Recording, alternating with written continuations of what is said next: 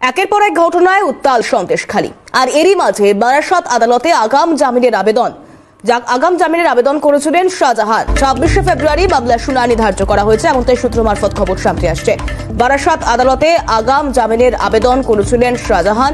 26শে ফেব্রুয়ারি মামলার শুনানি ধার্য করা হয়েছে, এমনটাই সূত্র মারফত খবর। বিস্তারিত জানবো, অদ্রিজা আমাদের প্রতিনিধি রয়েছেন টেলিফোন লাইনে। অদ্রিজা, দেখো, যে বিষয়টি জানাই, এক্ষেত্রে আমরা দেখেছি যে ইতিপূর্বেই কিন্তু কলকাতার নগর দায়রা আদালত অর্থাৎ ইডি বিশেষ আদালতে আগাম জামিনের আবেদন সংক্রান্ত মামলা করা হয়েছিল শেখ শাহজাহানের তরফে।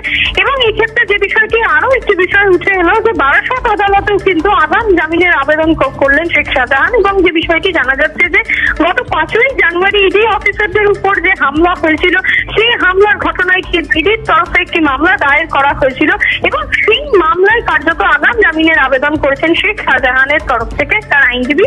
এবং আগামী 26শে ফেব্রুয়ারি এই মামলার শুনানি ধার্য করা হয়েছে বারাসাত আদালতে।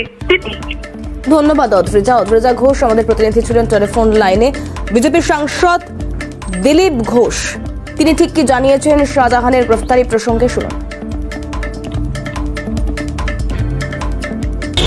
শিবু হাজরা বলুন বা শাহজাহান শেখ প্রকাশ্যে ঘুরে বেড়াচ্ছেন, সবাই জানে কে কোথায় আছে, ইন্টারভিউ দিচ্ছেন, মিডিয়াকে বাইট দিচ্ছেন, কিন্তু পুলিশ খুঁজে পাচ্ছে না। কারণ পুলিশই ওদেরকে বাঁচিয়ে রেখেছে, পুলিশ ওদেরকে তৈরি করেছে।